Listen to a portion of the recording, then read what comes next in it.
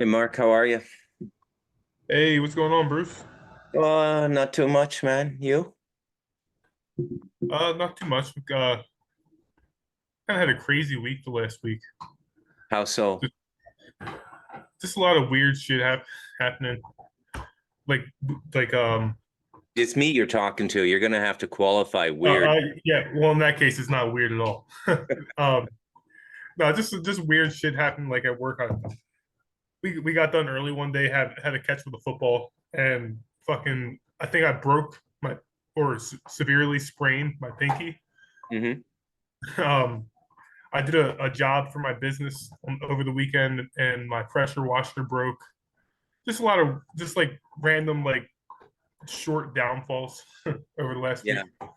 Yeah, I can relate actually. There's a lot of that going around. I not quite sure what it is, but um it's just you go to do something you've done 100 times and it doesn't happen the way it usually does.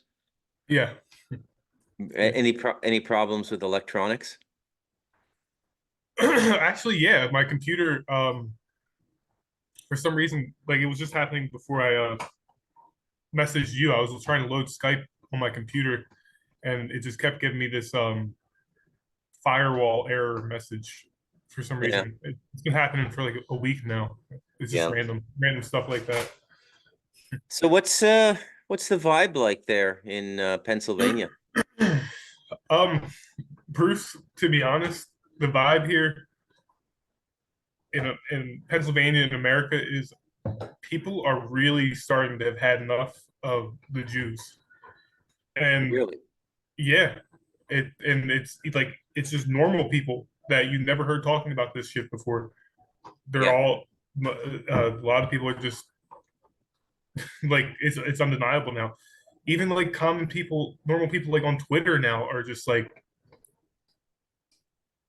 all out like anti-Jew. Well, Um, the anti-Semitism barrier seems to have been broken. They could pick people. Early adopters who figured out what they were up to would have their lives destroyed if they tried to distribute the information publicly. But there's so many people jumping the gate now that they can't get them all right. And they're going crazy. Like Alan Dershowitz is setting up a legal defense team to sue as many people as he can, including college students who took place in the protests. yeah. And but so I of course know what's going on, but I want to see how much you know, how much you learned from Light of Darkness and Devil in Us. Okay. What's going on? Um, I, I think there's a little bit of two things going on, and I think in recent current events, we have the anti-Semitism bill being passed in the United States. They're trying to make it into a law now. Yeah. Um, I Is it? think I don't think they voted on it yet to be a law. Okay. I know it passed as the bill, but I don't think it became a law yet. Okay. uh, I think that is a very important precursor. Um, if if the biblical game plan that they go by is correct, I think that's an important precursor into getting their world leader, their the Antichrist, whatever you want to call them. Muslims call them the Dajjal. Yeah. Um, it's all the same thing. I think that's a very important step.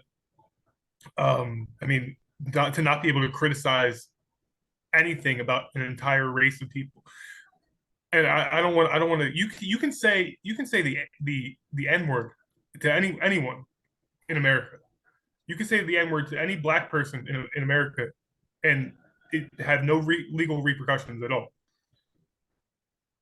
But Okay. these, but but for some reason, like you, for some reason, the, to even be able to criticize Israel is anti-Semitic. Just the legally anti-Semitic. Yeah. I think that's just like crazy, straight hypocrisy Yeah. that you can't even criticize a country without being labeled as the hater of the entire race of people. Well, it brings to mind a quote by the French social philosopher Voltaire. You can determine who rules you by who you're not allowed to criticize.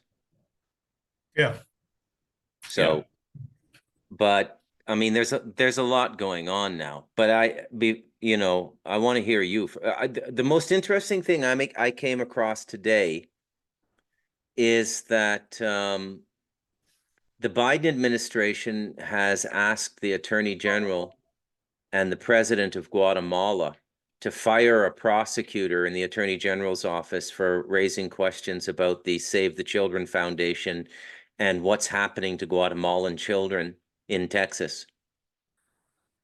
I hadn't actually heard about that. Oh, well, it's really low key. There's only one guy who did the story. I'll send it to you after this talk, but Okay. so it's all coming to a head now. But again, I mean, I've already written two books about this. Hmm. So I would rather let you talk because you have a better chance of putting it into a language and an expression that more people will understand. And that's really the goal here. Hmm. Yeah. Bruce, the light of darkness, not the light of darkness, the devil in us. Did you publish that in 23 or was it the very beginning of 24? December 5th, 23. Okay. I was just curious because it just seems like this year is like the year. Actually, you might have, without anybody even knowing it, you might have kickstarted the whole revelation of 2024. I mean, there's been in America at least, it's been like all year long. We're now midway through May that just weird shit is getting exposed on podcasts and news on Twitter. Yeah, Like I mean, it started back in the beginning of the year with Cat Williams did a whole exposing interview, and yeah, then following that, there was the hip hop mogul P Diddy, who yeah, he was huge in the '90s. His whole organization's getting exposed for the sex trafficking, all the gay shit they were doing. The rappers that were signed under his labels are all getting exposed for the gay shit they were doing. And yeah. then now, By the way, let me just thread the needle there. That's not gay. no, Okay, that's yeah, gay is two men who realize that they're different by the time they're 5 or 7 years old, grow up not dating women, and fall in love with other men. yeah, The sexual act. Have you heard any of the recordings that have come out? yeah, yeah. I Okay, so no, I mean like of Diddy actually having sex, like yeah, piling. yeah, yeah. Okay, With so Meek Mill, he's yeah, I've he's heard it. he's getting off on the torture and pain he's causing by extreme pain by rectal penetration. That's not Yeah, gay. That's not gay. That's yeah, somebody very true. addicted to power-based sadistic sex. I don't want to besmirch our gay brothers and sisters. Okay? Okay. Yeah, it's not gay. It's something much darker than that. Much darker. I did a podcast on this, The Human Devil Part 3, and it's and everything is coming out now because it's all meant to come out now. This is the way it was all meant to go down. So anyways, if I get started, I'll dominate the conversation. So I just want to let you speak because people can hear me do a solo podcast anytime. Are you following my YouTube channel? Yeah, I'm following YouTube channel. Okay. Good, good, Yep, good. I'm subscribed. Uh, yeah, so we've had that. We had the Cat Williams, we had the P Diddy, and following in the same like kind of area of the industry, we had the hip hop artist Drake right now is being exposed by another hip hop artist, Kendrick Lamar, for being a pedophile, a sex trafficker, all this crazy shit, and like so they it's weird that it's that specific, the I don't know why this is happening, but it seems like a lot of the exposing or revelations that are coming out are in like the black community, the African American side of things, and then we have like the other part of the exposing coming out is Israel and stuff. But like it's been like nonstop this year with like truth seekers breaking revelations in the African American community, Yeah. and then of course just carrying over from last year into this year, just all the shit that's getting exposed in Gaza and West Bank and Yeah. by all the shit that's happening by the hands of Israel, and it it just it seems like I said when we first started this call, most people are seem to be a lot more so than ever calling out Israel and people who I would never have imagined would do it. Yeah. And a lot, some of it cracks me up because a lot of it here in the United States, like the college protesters, they don't give two shits about what's going on. No. They said, I think they said the protesters at Columbia, they found out only 9 of the protesters even went to the university. Uh, I think it's more of a fad than anything. It's just something to do, just like the same. It's the same people who are at the Black Lives Matter protests and shit. Like they couldn't give two shits. It's rich white kids who never had any problem with anything in their lives going out and letting their frustration out. And a lot of it is there's a lot of gay people out at these Yeah. protests and stuff, which just baffles me because as much as I support what's going on, as much as I support the Palestinians, like they have no idea what the fuck they would be in for if they were over there. Yeah. Yeah. I think that their heart's in the right place. So let's not pull any punches today. Okay, What they're calling God in Judaism is clearly it's not what you and I would call God. not at all. They're probably worshiping themselves at a heightened consciousness level and their own self-involvement, which would be their definition of God. Like when Michael Aquino said on the Oprah Winfrey Show, we're all gods.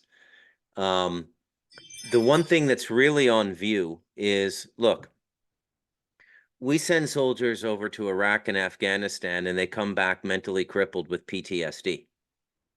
The Israeli soldiers, they seem to really like killing. It doesn't bother them that the people involved in that religion seem more passionate about hating and torturing their enemies than they do about loving God. Yeah, yeah, You know, exactly. I so actually I think that's why. So Christians, Jews, and Muslims, they all worship the same God, and it's all Yahweh. I well, mean, I whether think go I ahead. I think I would definitely separate Mohammed and Jesus from Oh, the Jews yeah, now. I agree. Right? I agree. I'm talking about just the current, everyday Christian Muslim Jew. The God that whatever Christian down the street worships is the same God that was given to them by Abraham. All right, Yeah, and whether I have my own thoughts on how Abraham or Yahweh is an entity, a bloodthirsty entity yeah, at that. And yeah, so, I mean, it's no surprise that God isn't helping the Muslims. That God isn't helping the Muslims because yeah, they're worshiping the God that the Israelis are sacrificing more blood to. Time and time again throughout the Abrahamic text, he requires blood. He yeah. loves blood. Loves They're blood. getting him more blood than anybody else. And blood is a spiritual currency. Yes, I was about to say. You said it best. It's fucking currency. Yeah, yeah. So let because these things are all connected, okay? They seem like separate incidents, but they're actually all connected.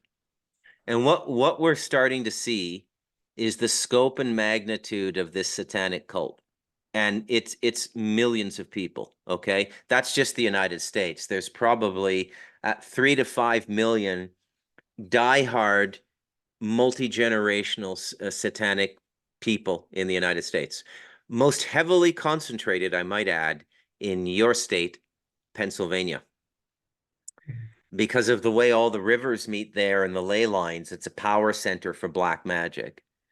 I Okay. think we were over this in another talk we did. We So we briefly mentioned it, but you never mentioned the rivers thing. That's interesting. I never heard that yeah, before. it's the water and the ley lines, and the second most powerful satanic site in North America is Montreal. Okay, Okay, and that gotcha. when I say and I mean for their it now those sites could be like luminous sources of energy if they were used by light-based people, but they're not being used by light-based people. So Okay. the Satanists are getting near the end of their game now because we're coming near the end of a cycle. And let's go back to this thing in Guatemala, okay? Okay.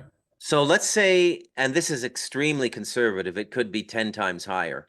Um, but let's say that there's just 10,000 children under the age of 10, unattended by parents, crossing the border and being put into the vans by NGOs, non-governmental organizations. Okay, what's happening to the children? What's your best guess? My best guess would be that those kids are getting put into a foster care system where they're never going to see actual a fake foster care system, an orphanage for satanic shit. Yeah, that's pretty close, but that's a lot of kids. Yeah. So if you were to put 100 of those kids in every city in the United States, this is just for 1 year. If there's 10,000 kids a year crossing, and there's way more. Mhm. If you were to put a hundred of those children into some form of child sex service in American cities, 100 in each city, 10,000 in 1 year would be enough for 100 cities. So that means 100 cities in the United States would have 100 children available to be bought by the half hour or the hour, just like a prostitute. Mhm. And this would be every city. It would be Denver. It would be Cincinnati. It would be Sacramento. It would like I'd have a hard time coming up with a list of 100 cities with over 1 million people in the United States. Yeah. But the problem is it's nowhere to be found. Okay, so if you as an investigative journalist did your Mhm. very best over the next 3 days to try to find an 8-year-old child to have sex with, you'd have tremendous difficulty. Okay, now Yeah. prostitution itself is illegal except for Las Vegas. Okay, so but you have no problem finding a woman to satisfy you for 30 minutes any city in America. No, not at They're all. in the classified ads. So how could that many children be going into, how could the demand for child prostitution be that high? So there's 100 in every city, and this is just annually. So if this has been going on for 3 years under Biden, that would be 300 in every city.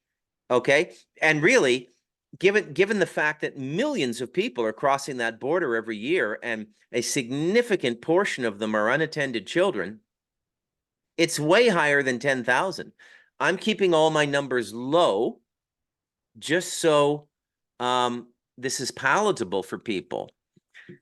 It would be so epidemic that you'd hear people talking about it in bars, at restaurants, at fast food restaurants.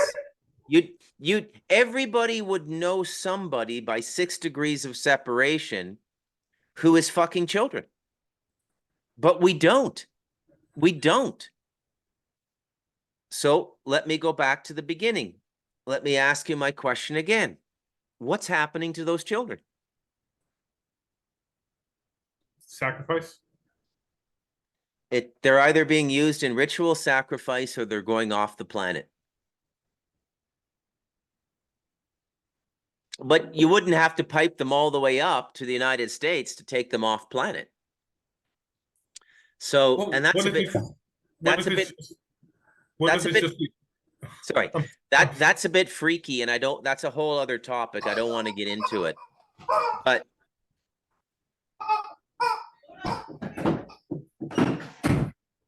Sorry, my dog had a rubber chicken. And so So what yeah, if they're being used in ritual magic. So they've ramped up the ritual magic significantly. Ukraine is a giant blood offering. Why have they escalated their blood offerings so much? Now, this you know from reading The Light of Darkness. What is the end goal here? I don't say it explicitly in the book, but you can figure it out. well I mean my gut instinct, and So I'm not sure magic, this, so magic makes things happen. It yeah. it it clears the circumstantial path on the astral plane so things work favorably for you. Mhm. Okay. I just watched and the amount of people defecting now is legion as well. I just watched over the weekend an interview with one of five Illuminati high wizards on the planet who defected and got baptized into Christianity. And the day after he got baptized, both his retinas detached and he went blind. He's blind for life now. They can't repair his eyes. Wow. Okay. Now, he said that the cult keeps abortion clinics and you can pay the cult. It's like a service, just like car repair or anything. You can pay the cult to curse somebody, to hex somebody, and they go out and they do it. And one of the ways they do it is they kill a child through abortion. Okay? So this one high wizard said that he alone was doing 1,500 abortions a year. He's not even a doctor. Okay? And the cult has its own women who get pregnant and go for the abortions. Mhm. Okay? And they may not be initiated into the cult. They may just be around rounders. They may just be drug addicted prostitutes, but their wombs can still produce life. And the high wizard said the full term baby is the most potent sacrifice because it could live outside of the womb. So it's like killing a child. So Wow. in these circles, I think that around 7 years old would be the most potent form of sacrifice, a 7-year-old boy or girl. Like put on a black obsidian stone, which is the altar, which is lava rock, and Mhm. just boom, the dagger through the heart. And the kid watch the life go out of their eyes. They do the ritual. They contribute the energy to the outcome. They communicate the outcome to the other side. So if an Illuminati high wizard is killing a baby in an abortion, and he's not even a doctor, okay? And so they go into the abortion clinics after now remember when all all the fuss when they wanted to shut down the abortion in the United States, right? Yeah, I So can believe it. all of those people who came out, the Planned Parenthood people, the high level spokespeople, they're all satanic initiates. Yeah. Okay? Like this is what I don't make explicit in The Devil in Us and The Light of Darkness. Because I don't want to scare people too much because our fear feeds them. Yeah, it Okay. does. So you got to be very spiritually balanced to handle this information. Do you But think it's it's possible to, epidemic. It's you want to talk. COVID was not an epidemic. This is the real epidemic. yeah, Okay. yeah, that's very apparent now. But Yeah. do you think, people can be satanic initiates without even knowing it?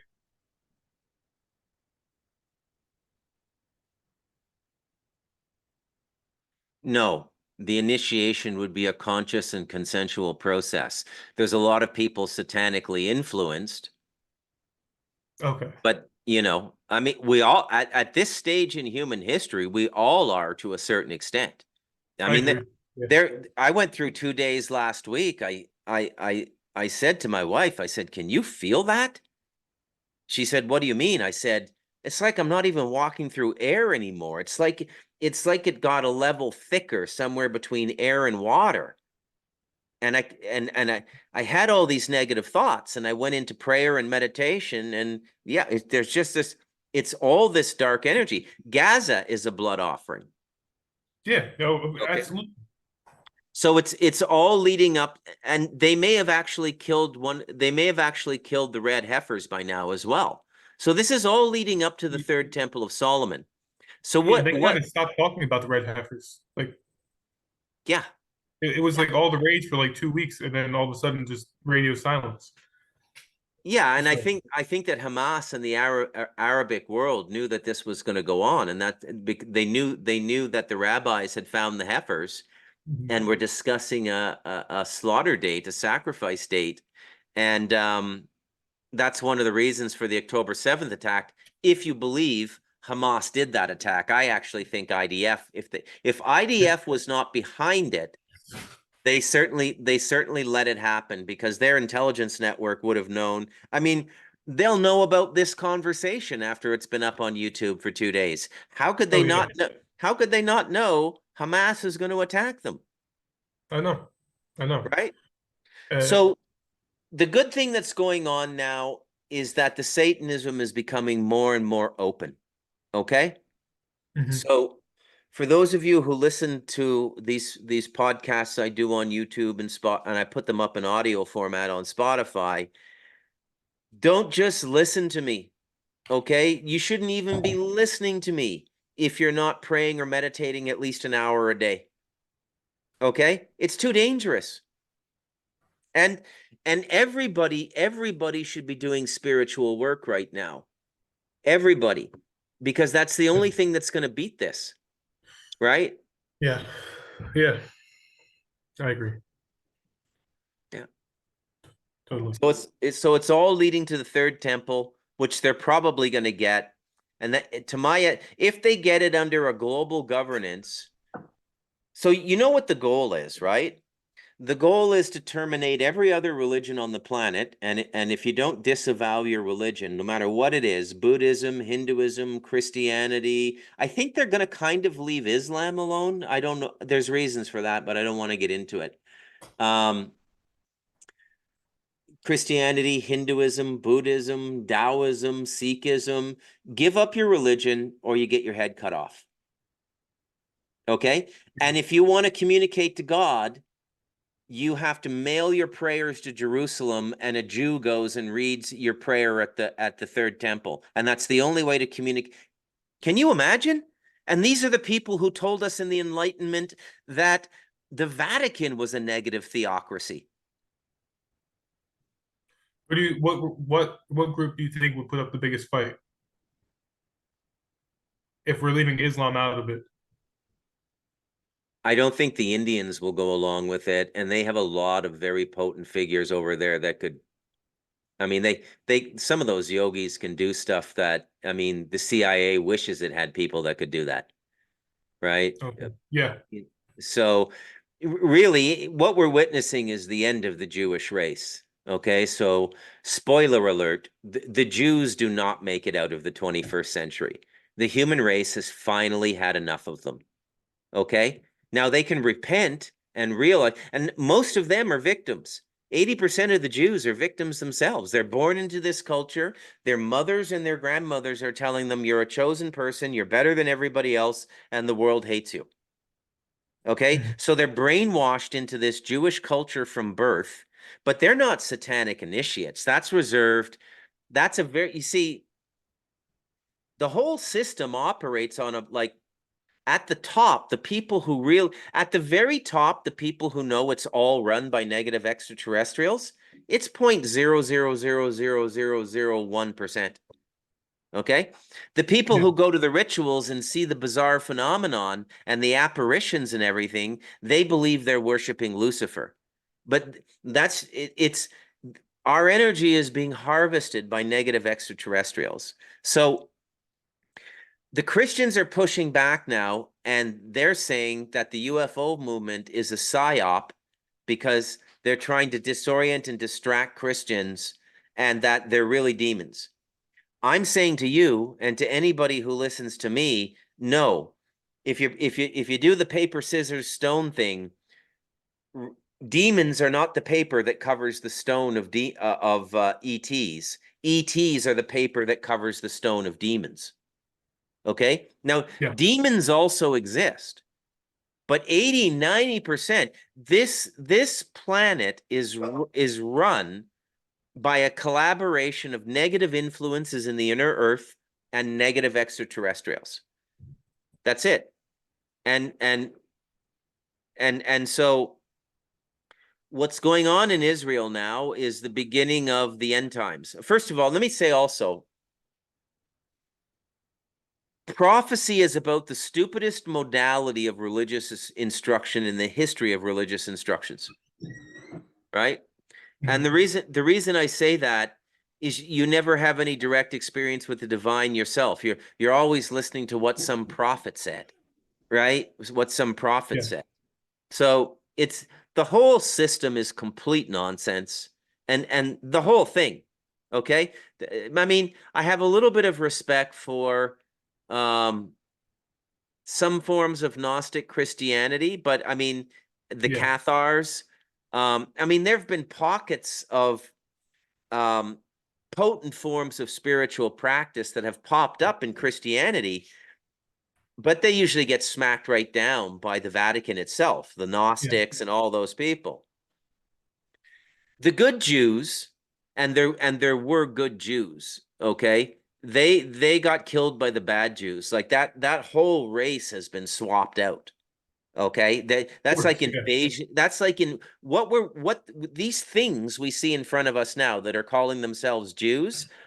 It's like invasion of the body snatchers. Okay, this is what happens.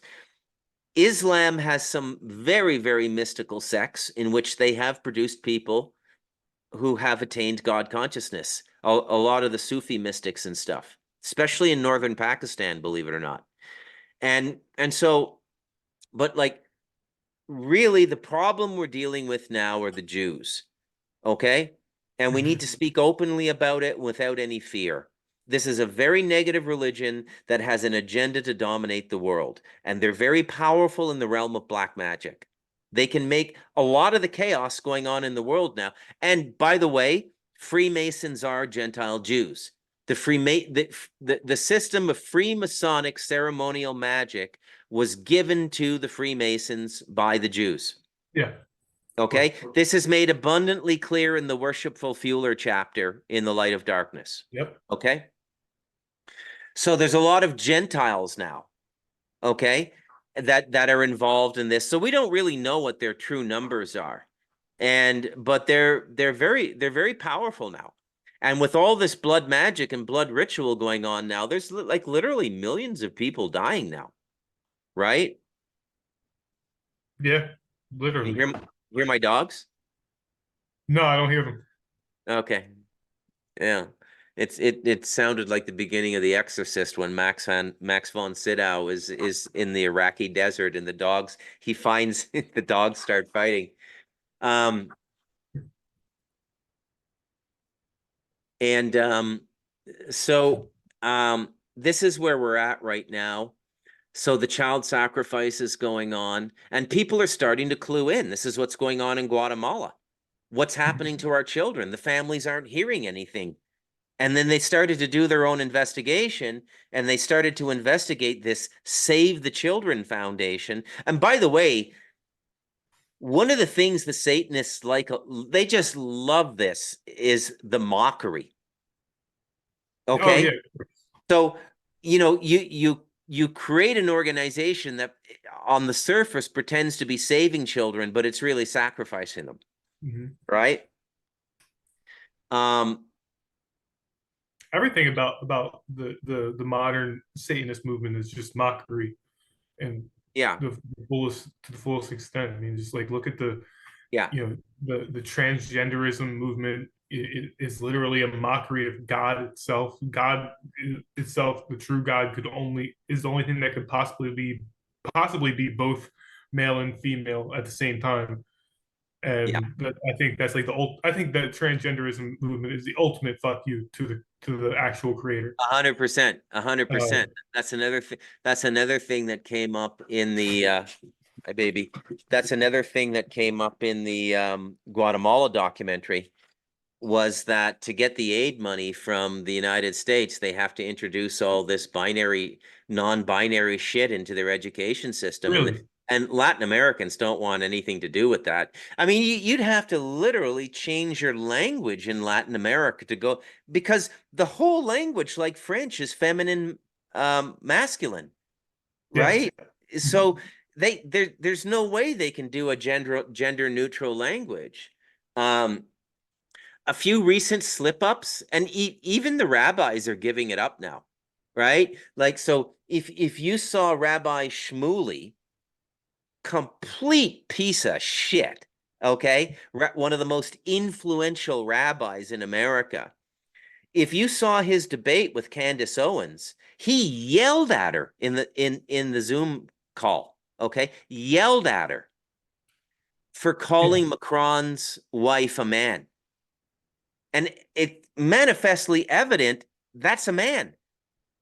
Yeah. And you know, Dude, some and of this shit is like kind of like gut wrenching. Like you just find out like more and more like you see these things that come out like, oh, so and so is a man. So like you had Macron yeah, and you see the shit about Jamie Lee Curtis. no, Yeah, you got to do some research on that one. no, I forget what her name used to be. It was, I think her name was James. It's like oh, they have photos of Jamie Lee Curtis when she was or he was young.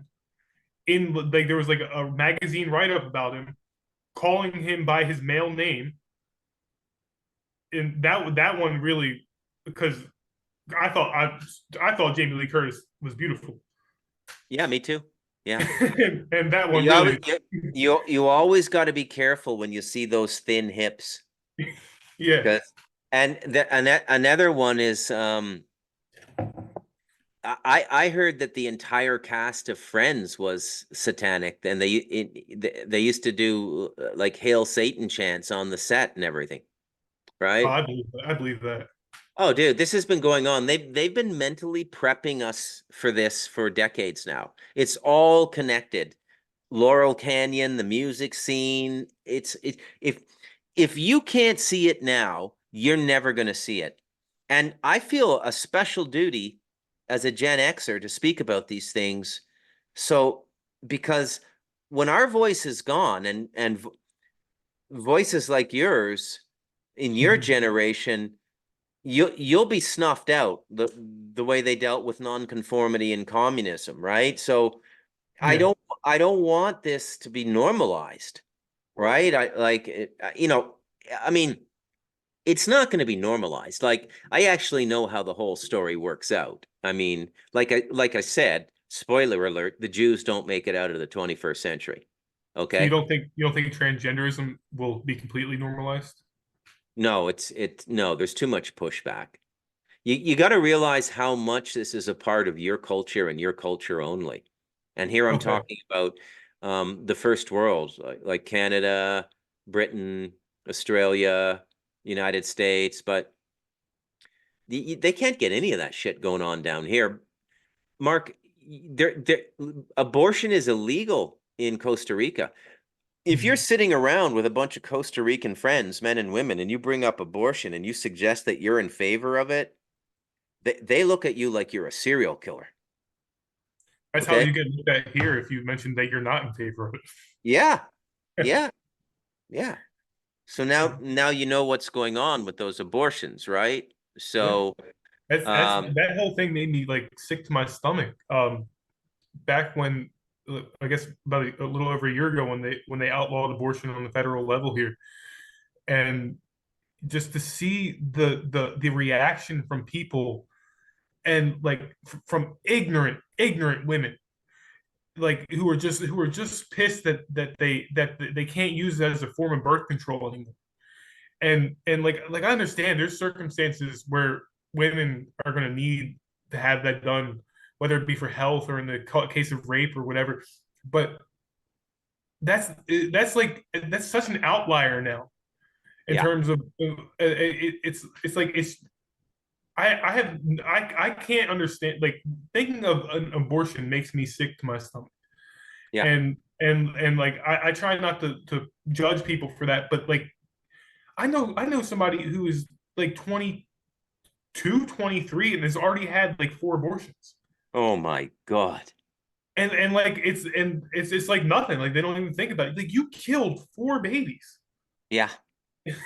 And Yeah. but that's my generation though. Like my generation seemingly has like this disregard for life Yeah. in a lot of cases, and it's sad, man.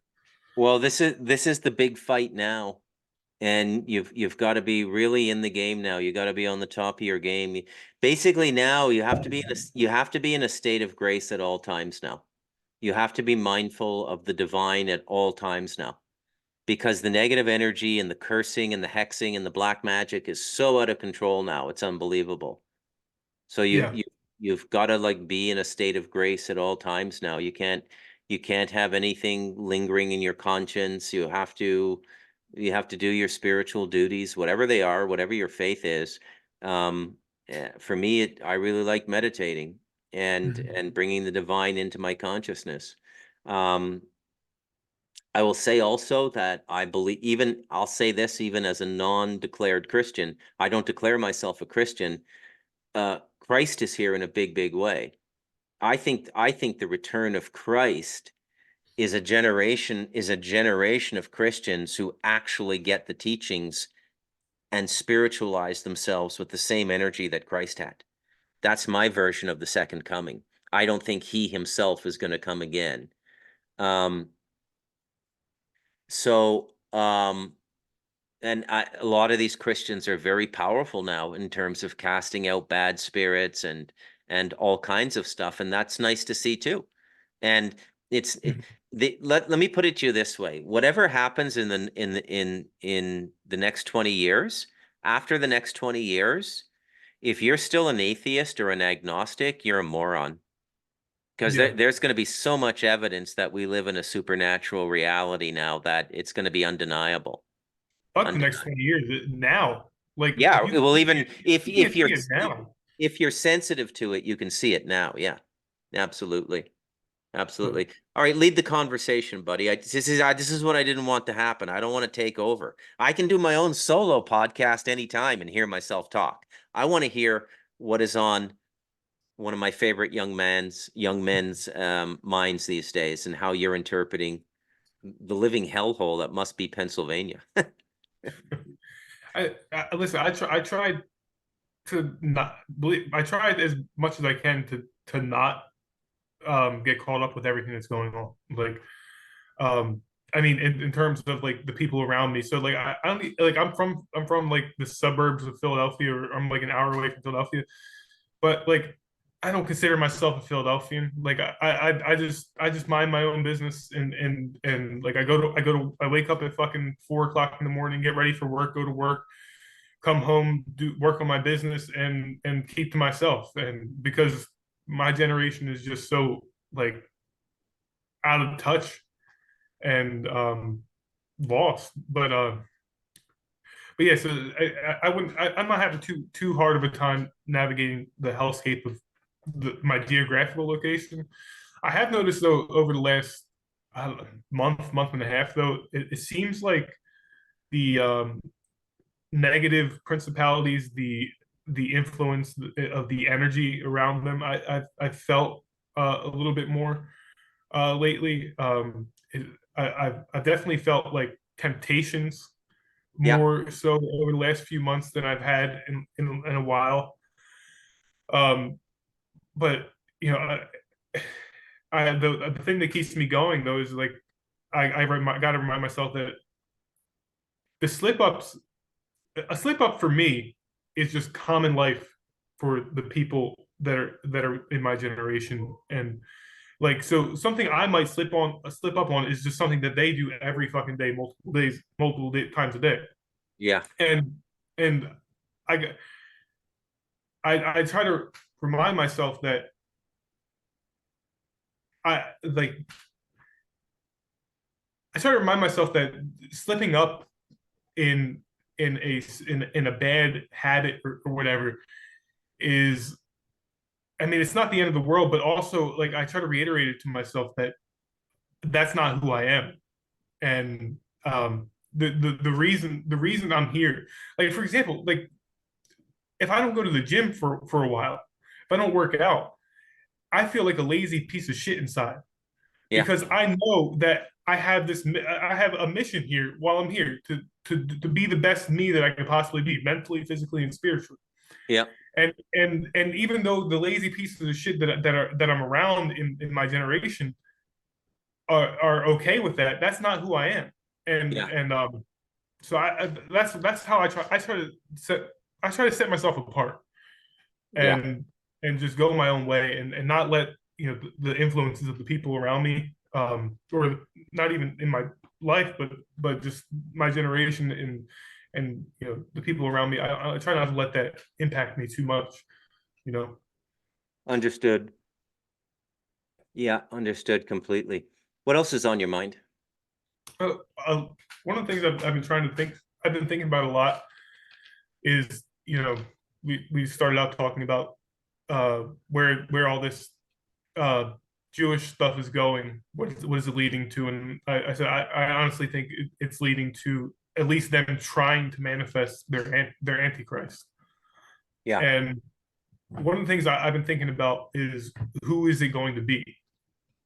Is Yeah, that per it's is not, that I think person a I bit, think it's Trump. do you think it's Trump? And that's So what I was saying too. I also thought it could maybe be Jared Kushner, just because of how low key Jared Kushner is in everybody's minds. I feel like he would like just come out of nowhere, especially if he's like praised by Trump. I don't think he'll factor into the next administration, and I would bet my bottom dollar on the fact that Trump gets in 2024, Oh yeah, absolutely. right? And he is shilling hard for Israel Yeah. the last few weeks, like Yeah. outrageously hard. How honestly, you got to ask yourself, how stupid would you have to be to believe these are God's chosen people? Yeah, I know. Like it's That's mind-boggling. that's why I think Christians are going to go down the easiest in terms of if what you said, if they do Yeah. eliminate the other religions, because so many Christians so Christians have more in common with Muslims than they do with Jews, Yeah. and yet they befriend the Jew over the Muslim nine times Yeah. out of ten, Yeah. and that's going to be their downfall. That's going to make 100%. it so much easier for them to be taken out. Yeah, 100%. I couldn't agree more. It's always saddened me quite a bit that a fraternity did not develop between Islam and Christianity, because they do have a lot in common, Not and that much different. they share the same values, basically, Yeah, right? God is love, and help your community, and they're not evil. I mean, the Muslims are not evil. They're a little brainwashed. It's a very heavy dogma, yeah, but yeah, they call it what they call it, a living book, the Quran, and it is a very powerful document. There's a very powerful book spiritually. Um, but yeah, I mean, but so the end is near, yeah, for the United States, through the dollar. It's the dollar that is your sign, your signal, right? It's the US dollar. So it's about to go kaput. And if it goes kaput, what happens then? Well, America will probably go to war, but it's a war they can't win right now. So really it would just be sacrificing Americans the way the Ukrainians have been sacrificed. Okay? yeah, And then the next question is, well, who's going to protect Israel? Because they can't stand alone in the world. They do need the only reason they've gotten as far as they've gotten in reshaping the Middle East, which has been the major project of the US State Department post Cold War. From 91 onwards, everything has been about reshaping the Middle East to the desire basically of Israel, right? So yeah. You know, and you know what, another thing that amazes me, Mark, is how people can't connect dots. Like you've got a House of Representatives, a Congress in the United States that is completely slavish towards Israel, completely devoted to Israel, and nobody puts together like maybe this is the cement, maybe this was the grout that was holding the bricks together, was maybe something like Jeffrey Epstein and similar operations, Yep. you know? It seems like everything that's happened since 2019, we say, what was it, 2018, 2019, that he supposedly killed himself. It feels Yeah. like everything that's happened since then has just been one, fuck, we got to cover this up. We got to distract people. We got to distract people. This is not, oh, this is not supposed to be out in the news. Yeah. Yeah, I couldn't agree more. What are the chances that the biggest dark magic, black magic, satanic pedophile ring in the history of the world gets exposed, and then all of a sudden, we got to go into lockdowns. No, Yeah. we got to go into lockdowns. There's a deadly virus outside. Nobody think about Epstein. Just fucking and and that shit was depressing. That shit was like fucking literal mind control. Like, Yeah. like I remember going to the gym during the pandemic. Like the gyms were empty, and like every TV in the gym was like on either CNN or MSNBC, and like they just had the fucking death toll ticker at the bottom of the screen, like just nonstop. And Yeah. it's easy to see how people got swept up in that, because if you are an imbecile and you don't have any critical thinking skills, it's easy to see how you would look at that and like, oh my god, look at what's happening. But yeah, it's like everything since Epstein was one big fucking trying to avoid having So this talked another about. another amusing thing for me as it relates to some of the things I captured in The Devil in Us. Like in the 1947 chapter, I make it pretty clear that look, there's really not a whole lot of difference between a Zionist and a Nazi, and they both have Yeah, the letter Z, which is a very, very negative letter, by the way. Um, and a very negative sound. Like sit down for 10 minutes and just do the letter Z as a mantra and see what your state of mind is after it. Zzz. I mean, you'll literally have demons buzzing around you. Okay? Don't try that at home, kids. And then a person I kind of liked in the past, Naomi Wolf, she broke out in 91 with a book called The Beauty Myth. And she, like so many prominent Jewish intellectuals, has been ejected from society proper for criticizing the status quo. And honestly, and maybe I'm becoming a little pathological in my criticism of Jews, and that's possible, okay? But before we go there, let's entertain the possibility that these people are pacifier voices that go into the conspiracy and try to redirect it away from what's really going on. So I saw Naomi Wolf in a 1 hour interview in the Netherlands, a very famous podcast with millions of subscribers. She did an interview for her new book. She's done a lot of research on the pandemic, the vaccine. She's one of the most direct voices out there about how dangerous the vaccine is. She goes so far to call it a controlled depopulation exercise, like everything you and I would say in a conversation. And the interviewer, who's Dutch in the Netherlands, he says, "Well, we haven't seen this kind of evil since the Nazis." And she said, "Well, you just hit the nail on the head. It is the Nazis. The Nazis never lost the war. There's still a powerful underground force with trillions of dollars in finance and influence in many governments." Well, Naomi Wolf is Jewish, yeah, right? So the Jew mind immediately goes to, oh, it's the Nazis behind all of this. Now, I would suggest she's partially right, but she's either lying or she's got a mental block about her own people, because the most visible faces behind COVID and the vaccine are Jewish. You go through the board of directors at AstraZeneca, Pfizer, Moderna, yeah, yeah, right? yeah, and not even just them. in the White House in in the Senate, I watched this dude go into a I think it was a town hall meeting and literally list off every politician or senator or congresswoman, man or woman in the White House or in Capitol Hill who are dual citizens with Israel. Yeah. And like the list will fucking shock you, dude. It's like well over half of the people in Capitol Hill are dual citizens Well, with Israel. the last figure I saw was like 67%. Yeah, And then there's all the unelected positions. So all the cabinet positions, like in a Commonwealth like Canada or Britain, we call them cabinet posts. I believe you call them the same thing in the United States, but you become the Minister of Education, the Minister of Health. So you run the health ministry. You run the Ministry of Health. In the United States, you call them departments, and the minister is a secretary, yeah, Secretary of State, Secretary of Defense, Secretary of the Treasury. Go through that list. It's like 95% Jewish. And then go down to the tier right below it where they break off into departments. So Secretary of State is Blinken now, a Jewish guy, and a lot of people think he's running America now because Biden's completely possessed, demonic fodder.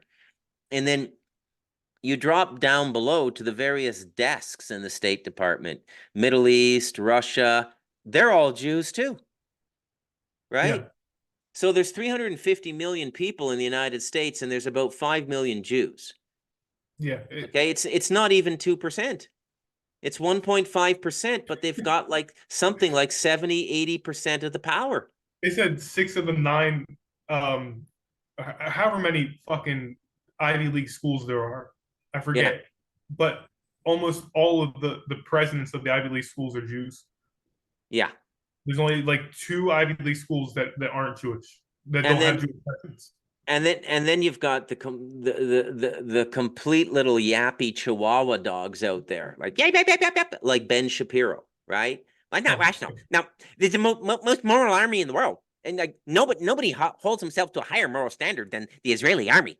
And America killed this many people, civilians in Iraq, and he knows about the black magic. There's no way he doesn't fucking know. He's not that stupid. So this is the Jew game. They're playing a multi-dimensional game where when you understand magic, it's a multi-dimensional game. But when they publicly present, they try to box everything into rationality. Oh, that's irrational. That you believe in magic? Oh, that's irrational. That's irrational. Child sacrifice? Oh, that's irrational. How can I even have a conversation with you? That's irrational. Jews are yeah, moral. They would never sacrifice children. Really? Have you read the fucking Bible and the Talmud? You know? exactly. And there's your first clue right there, is it's the only literature in the world that documents it. Right? There's Yeah, you can't find any pre-modern Sanskrit texts where there were death cults in the Indian culture that were sacrificing children. You can't find it in China. It's yeah. just insane. You know. And, So it's all laid out now, Mark. Anybody who can't see it now just is pretending they don't see it because they don't want to lose their job. They don't want to be publicly rebuked. I fear God more. So, I mean, I love God. I really actually don't fear God, but my loyalty lies with the divine. I have yeah, to I have to tell the truth. And let me tell you, it's not easy to write these books and stand for them in public because if you're not spiritually literate, I come off my family thinks I'm completely nuts. My mother read The Light of Darkness and she worked in a psychiatric hospital for 25 years. My son might have latent schizophrenia, and like meanwhile you get the book and because you're psychically tuned up, you're spiritually tuned up, you see the phenomenon associated with the book right in your apartment. It yeah. becomes the theory of the book, the experience of physically getting the book becomes prima facie evidence that the material in the book is real. By the And way, Bruce, that followed me to my new apartment. what do you mean? And that entity, I mean, it chilled out, it stopped being erratic, and causing problems. It was mainly affecting my dog. Really, we could feel the energy, but the dog was going fucking berserk. But every once in a while, we get the same feeling, and the cats go fucking nuts. So And I'm gonna address this off air when we're done this, okay? Because I have some things to say to you. But um, well, maybe I should say it publicly because um, maybe there's other people who could benefit it from it too. So as the author, I hear a lot of these stories, and then I Mhm. consult with my team. You know, when people would talk about weird stuff happening when they got Stardust Ranch, I would call John, and he would explain what's happening because he's been living with it for 25 years, right? So what you experience with the light of darkness was always with you. It just separated and revealed itself because it knew the book would do it anyways. Okay, Do you understand? So the yeah, book the book didn't bring it. The book is what brought it out. okay, Do you understand? yeah, yeah, that makes sense. You know, Yeah. dude, I've had this conversation I'm having with you. I've had it Mhm. with numerous people. You should see what my editor in Australia, Anthony, and his wife went through just editing the chapters of The Devil in Us. You know, Okay, yeah. so yeah. Um, I myself appear to be immune to all this stuff. And I know some very powerful people have tried to work magic on me. I know that. I won't tell you how I know that, but by the grace of God, I am protected and it bounces back on them. Mhm. And so you have to stay in a state of love. And we talk in a very impassioned way about these topics. But look, folks, let me make it clear. You have no spiritual right to stop loving Jews.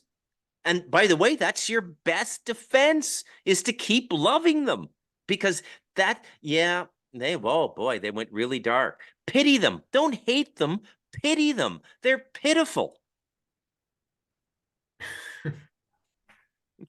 No, I agree, but I think it has to be more of a, a fatherly or how do I say this, a tough love kind of aspect on the Jews. I would say so, Uh, yeah. and I mean because they've done wrong, Yeah. and that wrong needs to be righted. Yes. And I mean, so I think it's more so of not letting yourself become obsessed with the hatred, and because you hating a Jew isn't going to do anything to the Jew because the Jew hates you already. Yeah. You're not Look, gonna bring them down. They're already down. They're already down in the energy cycle or the energy so spectrum. so your love and light and conformance to natural law, not doing white or black. And white magic is almost as bad as black magic. You should not do any magic, okay? So you're centered in the light, you're centered in the truth, you're centered in love. That is your self-defense, okay? So we'll say that that person is a boxer. The Jew is rooted in their beliefs, which are very dark, very bloody, kill your enemies, and they want to kill the whole world, anybody who doesn't bow down to them, okay? So, and they're more hate-centered than love-centered, okay? So we'll say they're wrestlers, okay? So when you go to engage them, your love, their hate, you're a boxer, they're a wrestler. If you start to hate them, you're getting into a wrestling match with somebody who's better at wrestling than you, and they're going to win. Yeah, So that's a good you way of putting it. Yeah. you got to stay in the love. You got to stay in the love. And that means even loving them. You know, Bob told me when we were working on The Devil in Us, he says, when you finally figure it all out, Bruce, you'll love even the devil. And he was right. The divinely appointed being to keep order down here, and that's all there is to it, okay? And has been greatly abused, by the way. Okay. And the demons aren't acting under their normal spiritual mission now.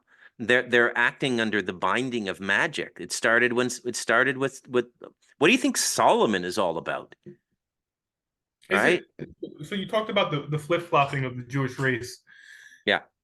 Do you think it's possible that whatever Solomon brought into this realm is now masquerading as the Jewish race? Yeah, well, and the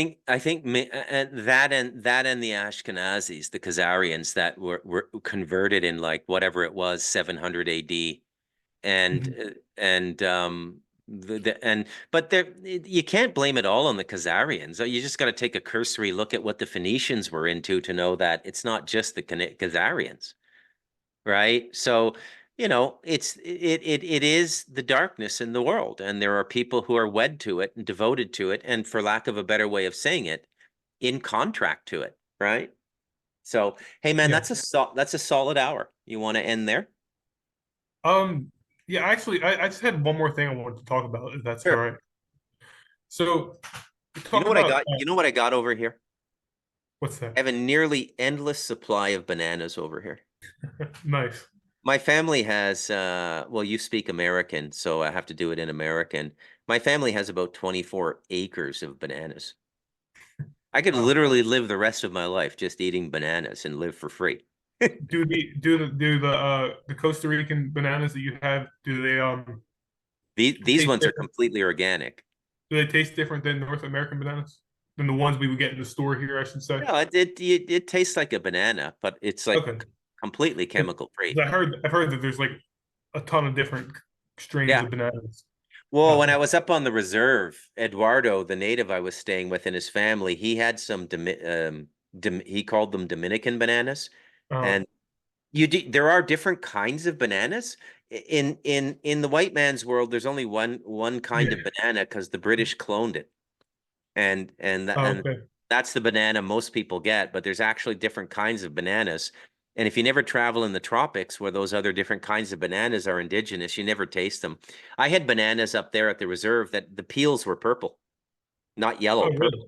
Yeah, Wow.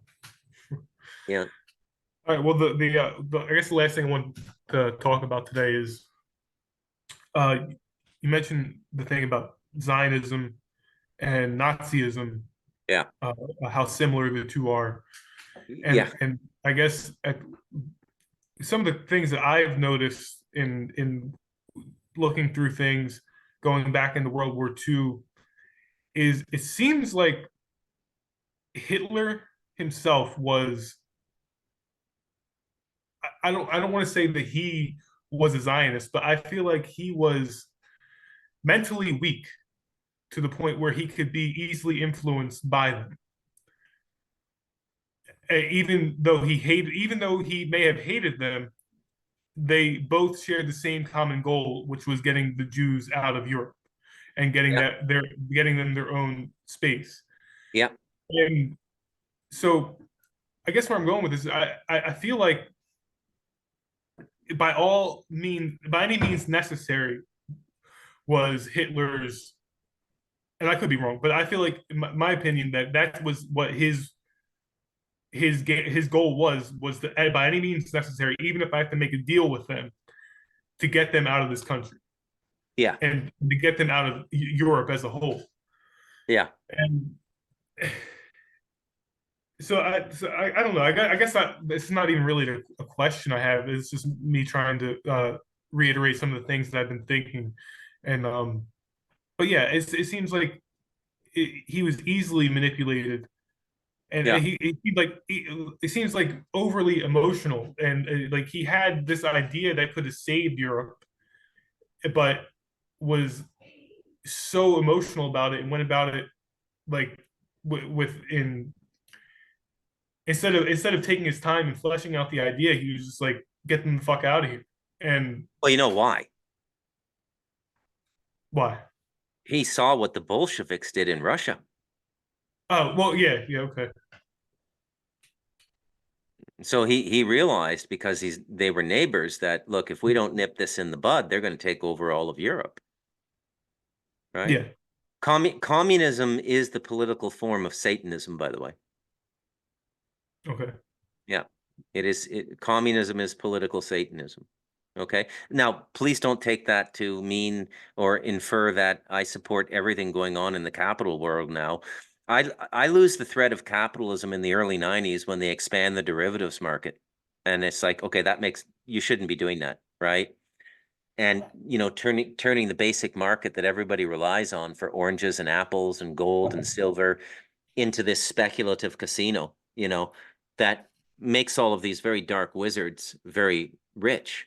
And that's what all of those guys, Jamie Dimon, George Soros, a lot of their money has been acquired magically. Okay, right. Yeah. The demons will tell you what to put your money on. Right? So I guess, is it safe to say that, I mean, in my opinion, I think it's safe to say that the Nazis were never in control of their own shit anyway. That the whole Nazi movement in the 30s and the 40s was a Zionist creation anyway. Was just a Zionist creation, a Zionist tool. Look, you're talking to the wrong guy. I mean, there's guys who do, their whole podcast is about that. Okay, I will say this. National Socialism seemed like the inevitable consequence of the Treaty of Versailles and Germany witnessing what happened in Russia. For self-preservation, they went to a strong leader. And I will close with this. What Hitler became fighting that war was as dark as anything on the planet. Okay. Yeah, the occult associations with the Nazis are as deep as the rabbis, right? That was a very occult war, World War II. Very, very occult war. All right, peace out, man. Stay safe. Stay prayed up. Love God. Is this going up on YouTube? Oh yeah, man. Almost immediately. Okay, cool. All right. Yeah, have a good night, Bruce. Be well. When Joe Biden pressured Ukraine to fire its top prosecutor back in 2016, it was clear what his goal was. He wanted to take the heat off the Biden family's overseas influence peddling operation, which was caught up in that prosecutor's probe. Publicly, of course, Joe Biden didn't admit that, though. Instead, he claimed that Ukraine's prosecutor was just guilty of corruption. That was the cover story. Joe Biden was supposedly an international crime fighter determined to clean up the governments of foreign countries. And as part of this anti-corruption crusade, Ukraine's prosecutor just had to go. They had to be terminated. Less than a decade later, a similar narrative is now playing out once again, except this time, it's happening much closer to home, in Guatemala. The Biden administration has publicly declared that Guatemala's Attorney General, as well as the Secretary General of Guatemala's Public Ministry, are involved in, quote, significant corruption. They're so corrupt, in fact, that they're not even allowed to enter the United States or the European Union. These are very bad people, we're told. Just like that Ukrainian prosecutor. And just as we saw in Ukraine, there's clear signs this pressure campaign is working. Guatemala's public ministry has just issued a statement warning that the president of Guatemala may take imminent action to, quote, unconstitutionally remove the Attorney General of Guatemala and the chief of the public ministry. Whatever's about to happen in Guatemala, it seems obvious that the Biden administration is involved in some way. This week, Secretary of State Tony Blinken traveled to Guatemala after this interview with senior officials. And just a few weeks ago in late March, Joe Biden hosted the president of Guatemala at the White House. So at this point, there's really two possibilities. Either the Biden administration has taken a genuine good faith interest in rooting out corruption in Guatemala, and I'll give you all a second to laugh, or something else is going on. To understand what the second possibility entails, it's important to ask this question. What reasons could the Biden administration possibly have for wanting to silence the Attorney General of Guatemala? Have either the Attorney General or the Secretary General done anything in recent months that might upset high-level figures in the Biden administration? Let's see. Just days ago, as part of an ongoing investigation, Guatemalan authorities raided the office of an international nonprofit called Save the Children. This is an extremely well-connected and well-funded organization. It's been operating in Guatemala for decades. In fact, the president's wife, Jill Biden, recently served as chair of the board. The purpose of this raid could not have been more serious.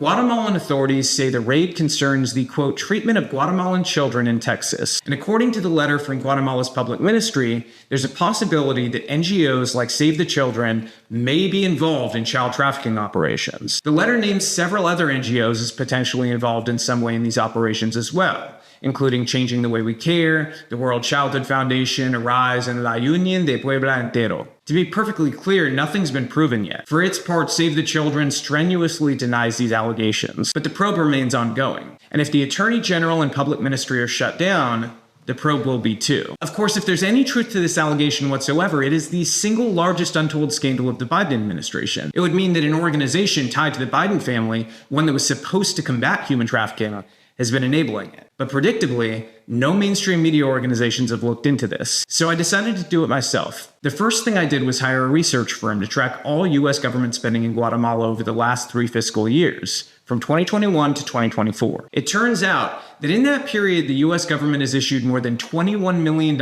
in grant money to Save the Children. That's your money. And the US has spent well over $350 million in Guatemala more generally with our tax dollars. Where is all this money going? Are US taxpayers in any way subsidizing child trafficking operations or funding organizations that should be doing more to prevent this kind of trafficking? I'll have more specifics on what I found in a moment. But first, to address the most important issues right away, I did what the Biden administration has essentially told media not to do. I decided to speak directly with the source, Secretary General Angel Pinet, not to accuse him of corruption, but to hear what he has to say about child trafficking in Guatemala, the possible role of the US government in enabling it, or worse. This is an interview that, as you're about to hear, the US Embassy apparently did not want me to conduct. Days before this conversation took place, the Secretary General says he was warned by someone connected to the US Embassy that he was, quote, playing with fire by taking part in this interview. Angel Pinet joins me now. Secretary General Angel Pinet, thank you for joining us. Good to see you. I want to start with this.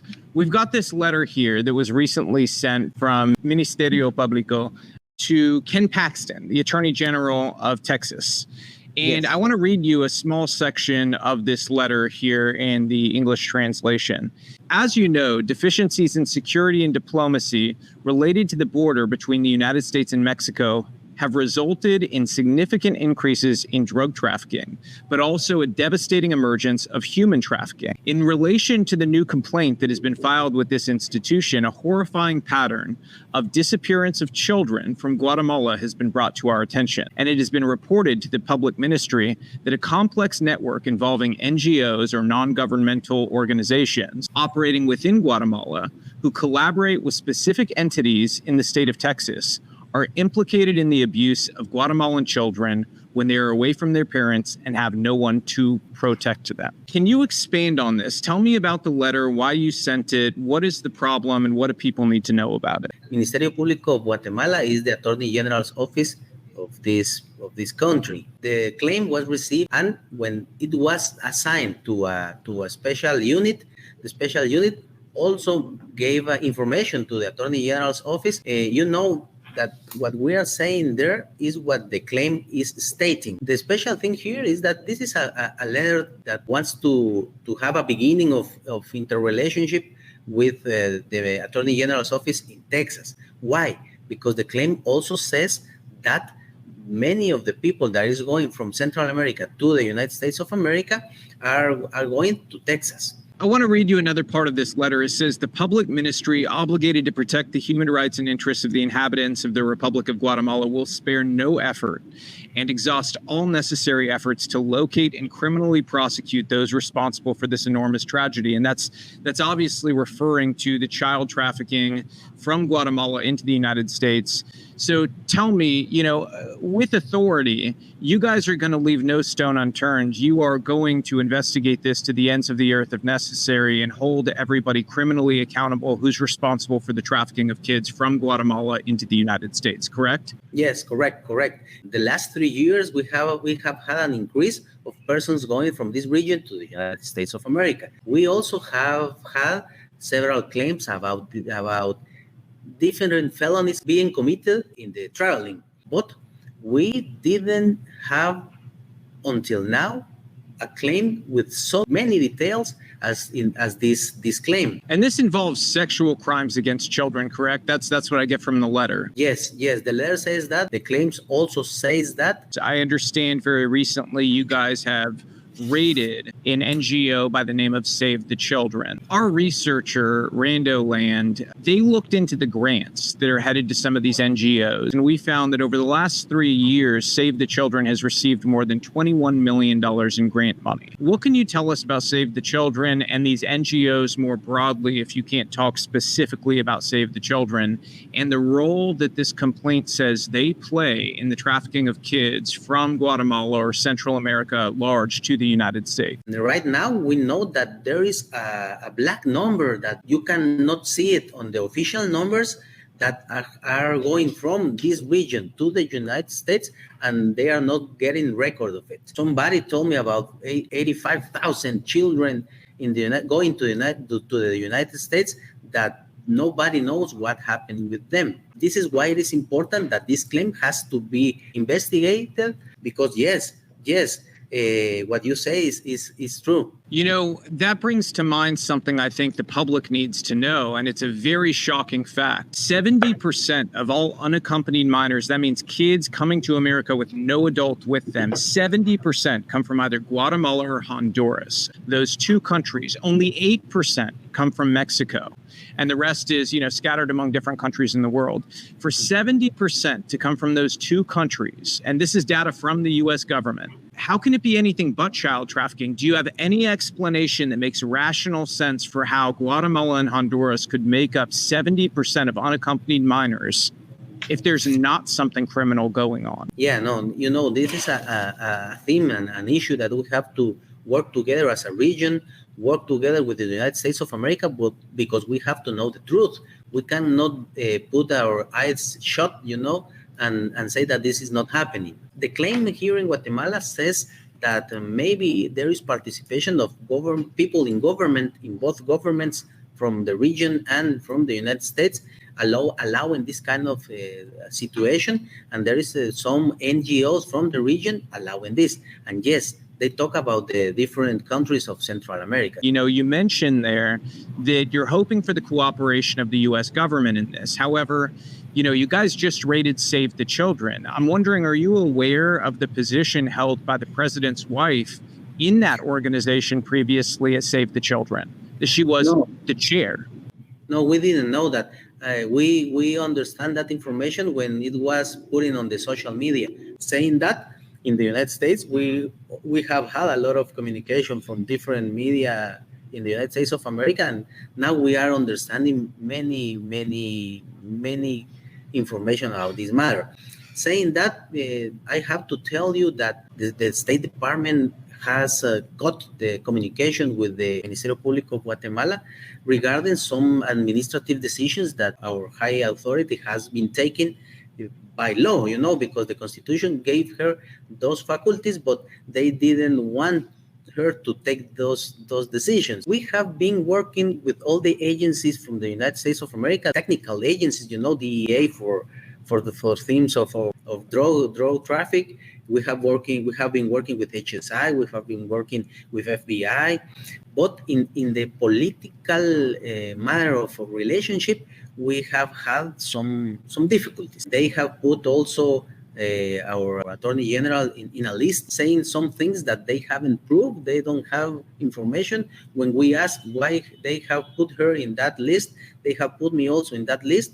They don't respond that. Why do you think the Biden administration is treating you guys like you're corrupt officials? They're treating you very similarly to the way Joe Biden treated a prosecutor in Ukraine that was investigating his family. And they made sure they got rid of that problem. It seems like they're treating you guys like a problem to get rid of, and like they're using the tools at their disposal within government to do it, which others would argue is very corrupt in itself. So how do you see it, that they're doing this on the heels of you and the AG investigating child trafficking and all kinds of criminality that's happening coming in through our southern border here in the United States? I have to be honest. We didn't know that the persons from the family of the President of the United States of America work in this kind of NGOs. We didn't know that. But we, as institution, take some decisions regarding 10, 15 people from different units in the Ministerio Público of Guatemala that they were fired from this institution. And they didn't like that, they didn't like that. We don't know what they were working with them, but they didn't like that. Saying that because of that decisions, they started to cut cooperation to the institution, even though that could be very negative to the purposes of the United States of America, because if they don't work with Ministerio Público Guatemala, everything that is a transnational felony cannot have a good purpose in the United States of America. But the thing of the family, we didn't know that. We didn't know why they were so focused on that matter, because when you go to see the work that Maria Consuelo Porras Argueta, who is an attorney general here in Guatemala, if you compare the fight that she has put through the drug cartels, is historic. If you see her predecessor, that was another attorney general who has claims here in Guatemala by corruption and other things for the drug cartels in that time, for extraditions, they had in 4 years like 46. Only in 2021, our Attorney General had 57, only 1 year. Let me stop you there. Do you think that's the influence of the United States, that the United States influence results in less convictions, less prosecutions in Central American, South American countries where, we're sort of, getting in there and controlling and meddling in the situations and stopping justice from happening? Is that kind of how you see it? I can speak for Guatemala, because I work here in Guatemala in Attorney General's office. I don't know if in other countries, but having the experience that we have had here of this kind of behavior with us, I can assure that it is happening in other places, When I started to talk with you, maybe like 1 week ago, I remember you put an X post in your account, and you said that you talked with me. And that was the beginning of an attack in different medias here in Guatemala, because they say I don't have the faculties to sign the letter that you have read right now, but I have the faculties, and I was instructed by the Attorney General to put that letter and send it to Attorney General Paxton, and they have been putting in a pattern that we have been receiving for the last 3 years. When they don't like something that we are doing here in different investigations, they start an attack in different media actors, and they start a lot of reactions, not in the legal matter, but in the media Public matter. sphere of influence. They want to publicly influence people's perception of what's going on. It's the same thing they do in the U.S. The good news is a lot of these big media outlets are losing their power because the media effectively has turned into people like myself and other people who are doing work like me online, who are able to just independently get the truth. We owe nothing to anybody except for the truth to our audience. Exactly. Life is all about incentives, and I think the news business, their incentives are all messed up. In general, big media organizations, their incentives are toward access and power.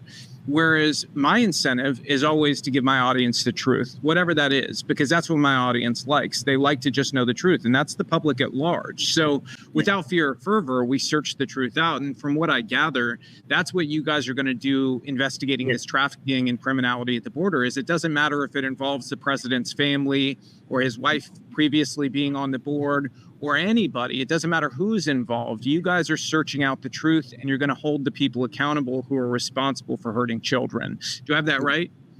Yes, that's correct. And I don't want to put in a difficult position the person who told me this, but I have to tell you, I cannot be silent of this kind of behavior, because like 1 week ago, a person that I know came to me and told me, somebody from the U.S. Embassy talked to me. He knew that he or she, I don't know if it was he or she, knew that I know you, and he told me that tell Angel Pineda that maybe he's starting to play with fire. But just to have somebody to have the nerve to go to a person that works in the government to say that is very, very, very dangerous. It's wild.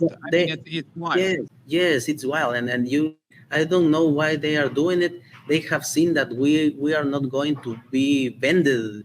We're not going to put our work aside just because they say something, They already have put us in a lot of lists because the Attorney General of Guatemala and myself, the different persons that works in different units here in Guatemala, that have several investigations that regards some interest of the United States of America, when they start to work, they have been put in this list also. We have been put in lists by 42 countries, I guess, and I don't know how you can have this influence, to put somebody in a list in another country just by saying, doesn't having the proof or the evidence to support this, that we are corrupt and we are anti-democratic. They're saying now that we are insurrectives because we are investigating the president here in Guatemala. Well, they use words they don't understand, to be completely frank with you, and that's happening in the United States as well. They're saying that you need to save democracy in one hand, and then in the other hand, they're throwing people's names off the ballot, which doesn't seem very democratic to me. So, No. This is happening all over the world where they use these buzzwords, they use these names like democracy to try to pull people in and say, oh, we're saving this thing, when in fact, they're very anti-democratic. They're not looking for the will of the people. They're looking to influence people in a direction that they see fit, where they can get enough power to rule over the people. But I want to go further down this question line. You reached out to the United States in good faith, asking for help, for cooperation. Has the Biden administration reached back out to Guatemala, to the AG's office, to say, hey, let's put everything aside, all these allegations in the past. Let's take a look at this with fresh eyes together. Let's try to investigate why 70% of the unaccompanied minors coming to the border presenting themselves are coming from Honduras and Guatemala. Has that happened at all? They don't talk with us.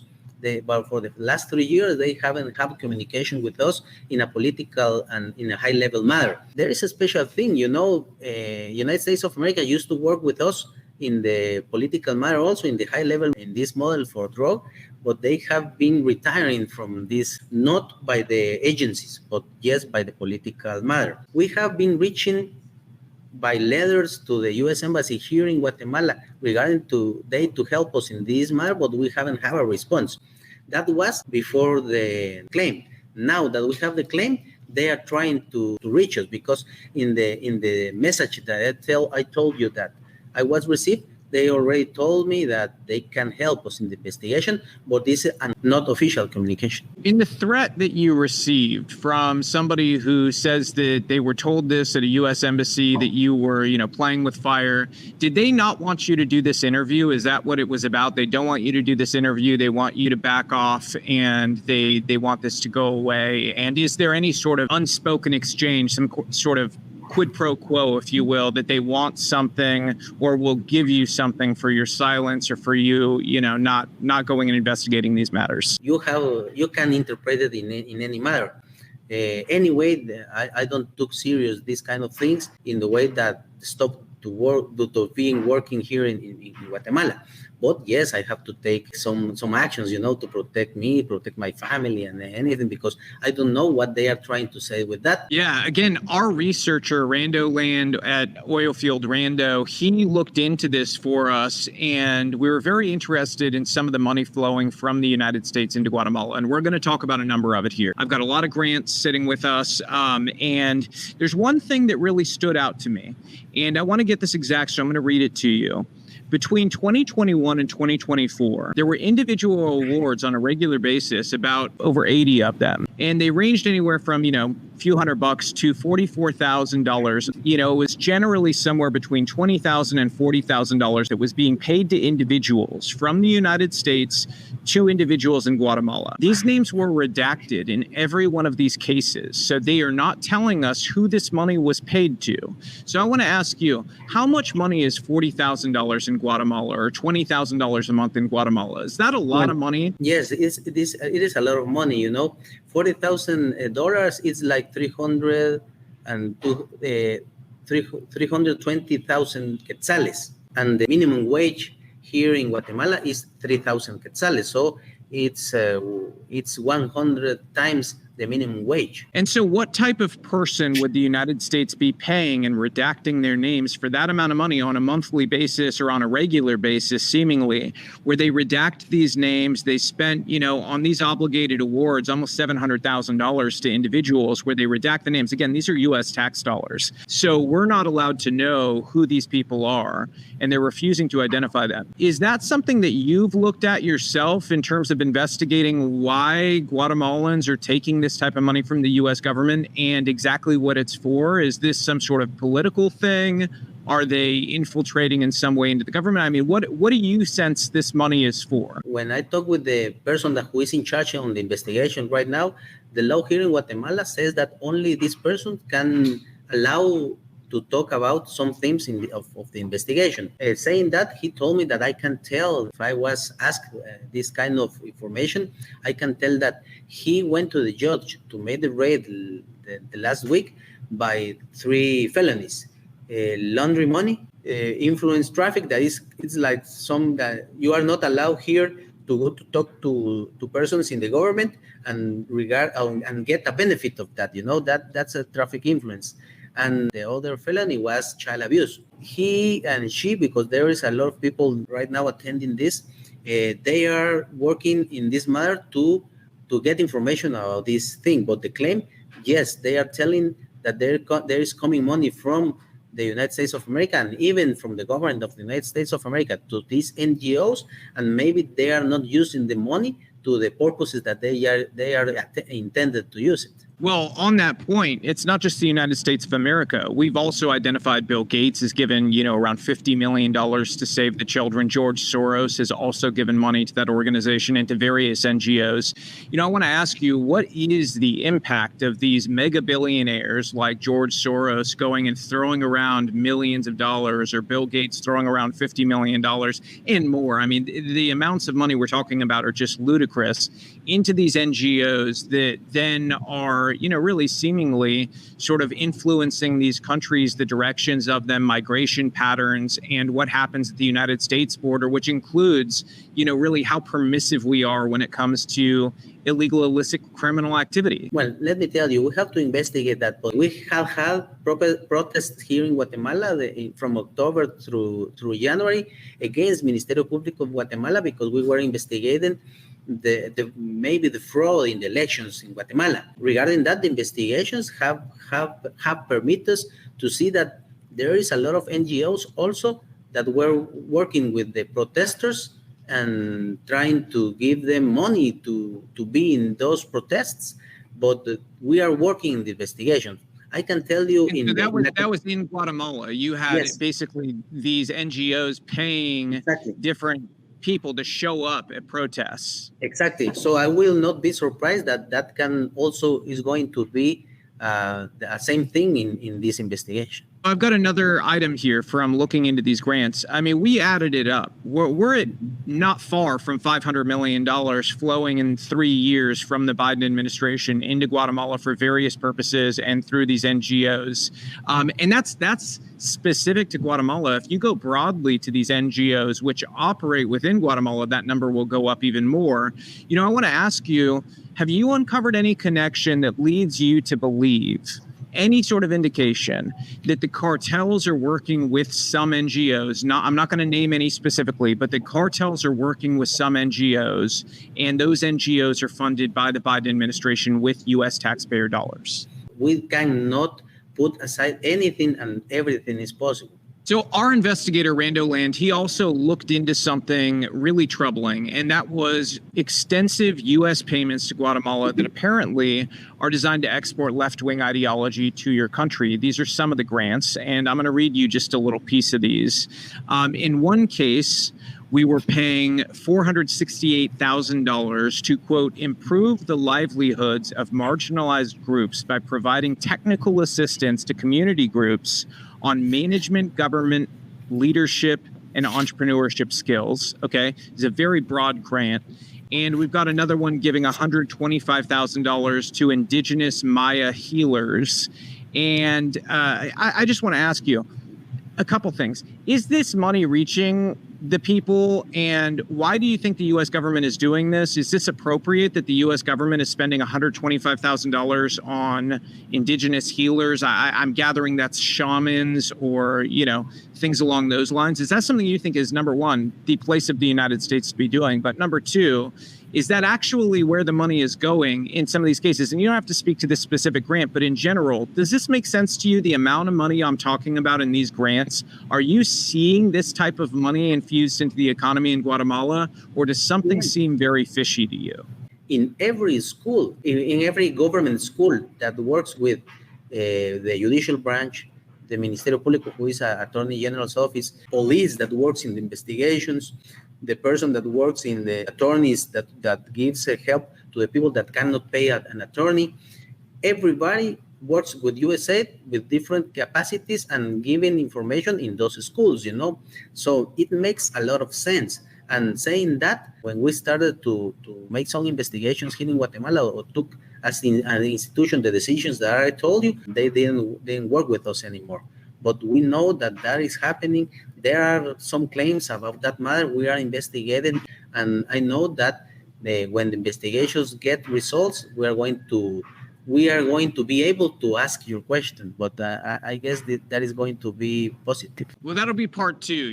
I do want to dive in a little bit further on this because, we found it was almost $500,000 grant to the Inter-American Foundation to benefit excluded populations of young people with non-traditional gender identities and sexual orientations. So this brings me to a broader point. The United States, the State Department, USA, they've been accused by many different countries of using grant money to influence other countries where the social culture is not friendly to all of these crazy new gender identity, sort of ideologies, and saying, hey, you want this money over here, here's the carrot. Well, you're going to have to bring in the education that accepts these new gender ideologies, the transitioning of children sexually, and things along those lines. There's also the allegation that they are going and re-educating government employees. So I want to ask you a two-part question here. Are they doing this to children in Guatemala where the U.S. influence and grant dollars results in kids being taught these left-wing ideologies about sex and gender, which is totally inappropriate? And secondly, are we seeing the mass re-education of government officials in Guatemala to fit the ideological needs or desires of the Biden administration, Democrats more broadly, who are in charge of this money via the State Department and other places? Because the amount of money we're talking about going into Guatemala is not a small amount, and there are some very unusual payments from the State Department specific to Guatemala. So what can you tell us about those two questions? To give a response to both questions is yes, because I'm going to tell you an experience that we have here in Ministerio Público Guatemala, in the Attorney General's office. When the Attorney General started the project to help the child that were abused here, it is called MINA. We started to talk to all the cooperation by the different countries that are work friendly with us, and started to work together. When we started to see the different themes that were put in the capacitation for psychologists and for social workers, we saw that there was a theme in the list that was called pink boys, light blue girls.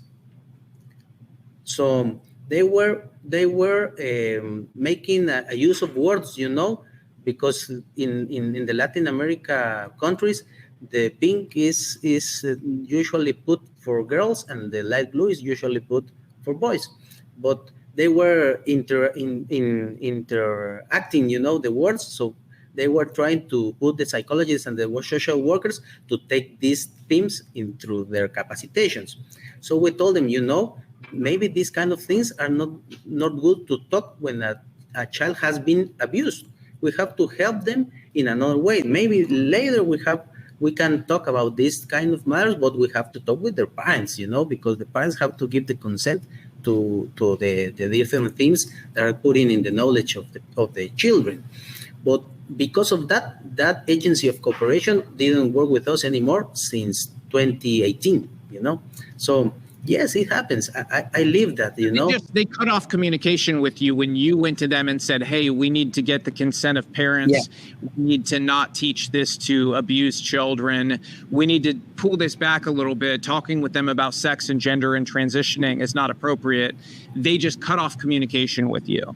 Yes, they cut communication. If you subscribe to this, and I do, The idea is that we're using this money to basically bully other countries into accepting an ideology that does not match with them. Myself being Cuban, I know Latino culture is very gendered, and we are a very respectful culture to the different gender roles and the things that make us wonderful as men and women, because we all have strengths and we complement each other's strengths and weaknesses perfectly. I think that's ordained by God in itself. It's the reason for our being. We're supposed to be with each other and make families and things along those lines. But these concepts, they explicitly attack the nuclear family as well. And I'm wondering, what effect are you seeing socially, culturally, when it comes to the family and social identity in Guatemala? Is this export of U.S. far-left ideology influencing or damaging the family in Guatemala? Yes, there is a special focus principle actions here in Guatemala coming from different other countries around the world, trying to help us in different many cooperation ways, but they put this kind of themes on every cooperation.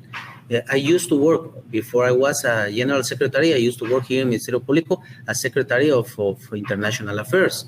So I had the communication with everybody regarding these matters. So I can tell you that they put these kind of themes in every cooperation. They put it.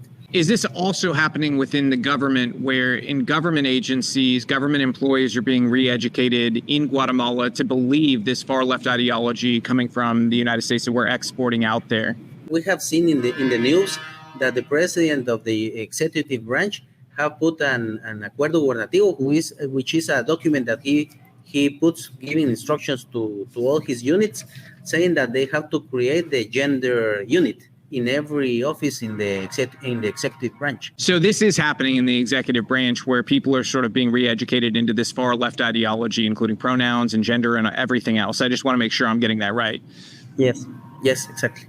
So the Heritage Foundation here in the United States, they discovered at an NGO in Mexico flyers that were being spread about saying that they needed 4 more years of Joe Biden, and that they needed to remind everybody there to vote for Joe Biden when they got to the United States. Okay, these are people who are immigrating illegally. Does it surprise you at all that they found that? There is some persons. I know it's not all the country. I know all the people in the United States of America don't think that way, but there are some persons that are acting beyond the law, and I will not be surprised that if this is happening in Mexico, and it could be happening in Guatemala. I will not be surprised if that I will see some flyer here in Guatemala. Sometimes when the information's delivered by someone like me, and I say there's truly dangerous criminals that are able to come through right now because of the permissiveness at our border, where we're seeing millions of people come in under Joe Biden. It's a degree we've never seen. It is historic. There's nothing that comes close. Can you tell me, as somebody in Guatemala, are there really seriously dangerous criminal elements that are coming from Central America, South America, into the United States of America through our southern border? And from an outsider perspective, do you just scratch your head and wonder why is the United States letting some very dangerous people in? That is happening, and we have to fight together. Obviously, you guys have gotten communication from the United States border czar, Kamala Harris, right? She's been named the border czar by Joe Biden, so I'm sure she's reached out to try to lessen the criminal element that's coming into our country, or, maybe assist in ensuring that felonious individuals, cartels, criminal syndicates, child traffickers, drug traffickers are being dealt with, right? No, she came here to Guatemala. She didn't talk with the Attorney General. When she came here, we talked with Samantha Power. She works with the USA. She started talking with our Attorney General, saying to her, "Tell me, what are you going to say to me to convince me to give cooperation to you?"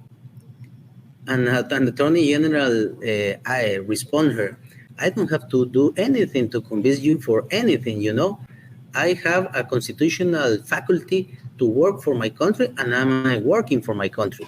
So maybe you are not aware of what we are working together with the United States of America, but I don't have to convince you of anything, Wow. So Samantha Power went in basically saying, "Hey, well, what can you guys do for me here? What are you going to tell me to convince me we should cooperate to stop criminals?" Is that essentially the pitch? Yes, that was essentially the pitch. Are you aware of any countries in South America, Central America? You don't have to name them because I know that puts you in a weird position. But are you aware of any countries there that are explicitly sending their criminals to the United States? You know, like release them from prison, let them go to the United States. We don't want them. Yes, I know that with these kind of claims that we have been receiving now, I know that we are going to investigate a lot of things, and I know that we are going to find some things, you know. Some American media outlets have given numbers as high as 80% of all women and girls who cross the southern border illegally, they find themselves raped and sexually assaulted along the way. Do you think the U.S. government bears any responsibility for encouraging this migration pattern, you know, these illegal immigration patterns from Central America, South America to the U.S.? Because I don't think that most people understand just how dangerous the trip is. Can you expand on that? How dangerous is that trip? Are people aware of the sexual assaults happening? And does the U.S. have some culpability or responsibility for encouraging this? Because I'll remind people, all the way back in the 2020 elections, we saw every single candidate on the DNC stage raise their hands that essentially they would give free healthcare and all kinds of benefits to people who come here illegally, which obviously encourages them. So if you can, please expand and let us know, you know, how do you feel about that? Is there culpability for the United States, and how bad is this problem? Okay, let me tell you, here in Guatemala, and I guess that in all the Central American countries, there is the same effort to talk to everybody that this trip is very dangerous, you know. But even though, and even there is a lot of information on that, people still is going to the United States of America. Saying that, there is also an increase of numbers since these administrations took the government of the United States of America, and not only in Central America. I went like 2 or 3 years ago to Panama to a meeting of Attorney General's offices, and in there they were talking about the Darien passing, you know, and they were saying that besides the information that they were giving from the United States to the people on the region that they can go to the United States of America, there started to be an increase of persons regarding from 10,000 people to 100,000 people in a several amount of months. So there have been an increase on people going to the United States of America the last 3 years. We have people here that are dying in the path, and people that is being abused in the path, you know. And so we have to work together. But yes, that is happening. I want to make people aware of something because it is particularly shocking at the border for people who don't know. You know, I was talking with some Border Patrol officers, and I asked about a bunch of underwear that were hanging on trees. I didn't understand why underwear would be hanging on trees. And they said, well, those are rape trees. Have you heard of these? Have you heard of rape trees and what's happening at the southern border? We have heard of that, you know. As I told you, there is a lot of information that usually you hear in the society, but to have the opportunity to get a claim with information, giving us information for this kind of things, we didn't have that opportunity until now, you know. So that's why this claim that we have received is very important, and we have to take it seriously. Everybody, we have to take it seriously. Here in Guatemala, in Honduras, in El Salvador, in Mexico, in the United States of America, we have to work together, because yes, we have heard that, but we didn't have the opportunity to put it in a document way, right, like we have now. Well, I know Mexico is very aware of it because these have happened at many different spots along the southern border where, you know, basically these people who are committing the rapes, they're then collecting the undergarments of the victims, of the survivors in many cases. Many are killed along the way. But unfortunately, you know, these women go through horrific abuse.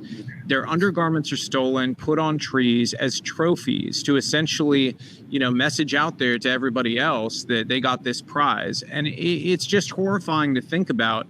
But, you know, I just wonder, I mean, are we culpable? The United States, we're encouraging this to continue happening by encouraging people to come over, knowing what these very perilous situations are. So, I mean, how do you see that? Is there some responsibility on the United States to stop encouraging this? Okay, I'm going to give you a personal opinion, you know. The law is created to put order in a society. When you put different things in a law, it's because you have to fulfill those requirements.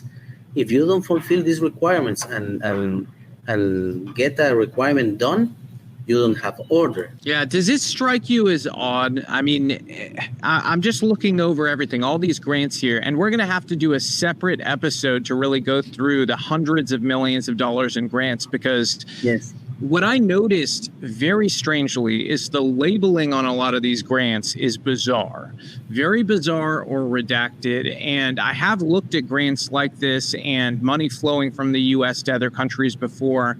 And there's some very unique, strange stuff in these documents. I mean, especially the redacted individual payments I thought were very bizarre. Does all of this seem weird to you, that the United States is getting so involved in one country? And why, if it does strike you as odd, why do you think they're doing it? What do you think the intention is in the long run? Because the way I see it, it looks like the United States is trying to make Guatemala sort of a satellite state that they control. And it's not very different in my mind from sort of what they're doing in Ukraine, where we spend billions and billions upon billions of dollars to try to control another country and influence foreign policy in a direction where we get what we want and we spread our ideology to countries where traditionally they're a lot more conservative socially than, you know, the left in the United States is. That's how it comes off to me. But I want to ask you, does it look the same way? Yes, I'm not surprised on this information, you know. We don't understand why they have put this focus and principal focus on this institution, you know, and in the country also.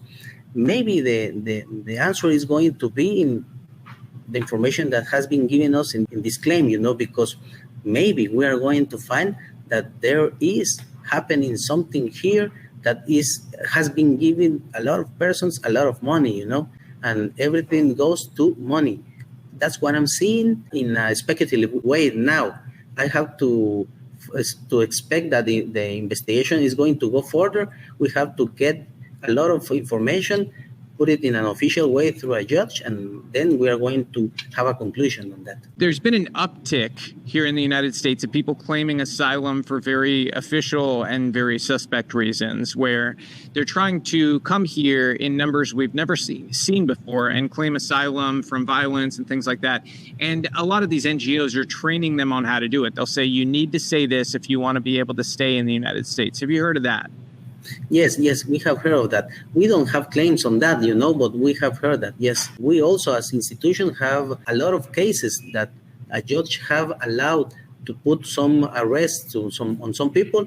People has gone from Guatemala to the United States, and they are now there, and they are not facing the law here. So you've got criminals on the run, running away from justice in Guatemala, living here in the United States and probably benefiting, getting public benefits, because in many cases, you know, we're not vetting anybody. And then we've got places like New York handing out gift cards to them and people giving all types of public benefit coming from U.S. taxpayer dollars. So we're paying for criminals that you guys would like to lock up in prison, but you can't because the United States is harboring them, correct?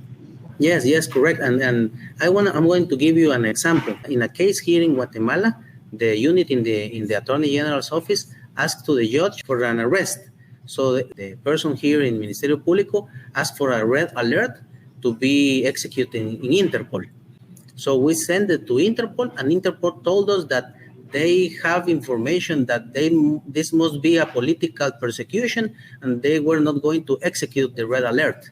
So we don't know in which law they support this, because the Interpol, they only execute, they don't analyze anything, you know, because here in Guatemala, a judge has already been given a legal analysis on that and have put the instruction on that. So it's very, very interesting and very unbelievable. Are there murderers and child rapists and things like that who have fled your country and they're escaping justice and they're living in the United States being harbored here? Yes, and from corruption also. Wow. That's unbelievable. Yeah. I think people should be very concerned and upset about that, and we should be helping Guatemala to bring these people to justice. Final thing, I want to press in on this one thing. The 70%, okay, so 70% of all unaccompanied minors coming from Guatemala and Honduras, the vast majority coming from Guatemala. Do you have any reasonable explanation for that does not involve massive crime? No, I don't have explanation. Well, thank you. Thank you for your time. I think listeners who have watched this interview are definitely a lot more informed on what's going on down there, and maybe a lot more informed about their own government and how we're spending our money and how we're intervening in other countries in ways that I think are totally inappropriate, and then refusing to cooperate in the ways that are appropriate to protect our own citizens and the interests of our country. I think, what's been done here is shameful, and I'm sorry on a personal level that you and the Attorney General have been dragged through the mud the way you have been.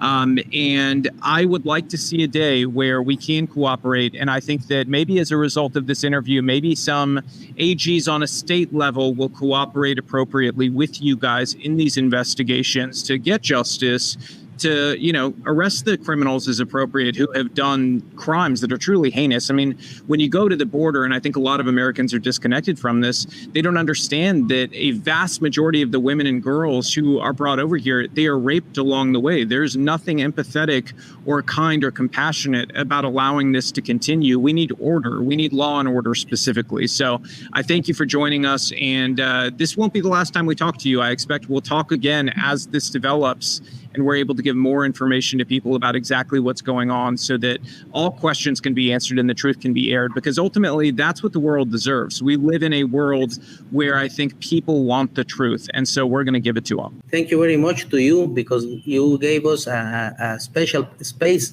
to talk about these kind of issues. We don't understand the different ways that God works, but we know that there is a purpose on this, and these are divine connections that we have to use to say to the people that something is happening here. What you just heard is an interview that's guaranteed to enrage the highest levels of government in both Guatemala and the United States. But someone had to conduct it. One of the hallmarks of a dictatorship is politicized law enforcement. If the Biden administration gets what it wants, that's exactly what Guatemala is going to have. The Attorney General and the public ministry will be replaced by loyalists who are favorable to the Biden administration.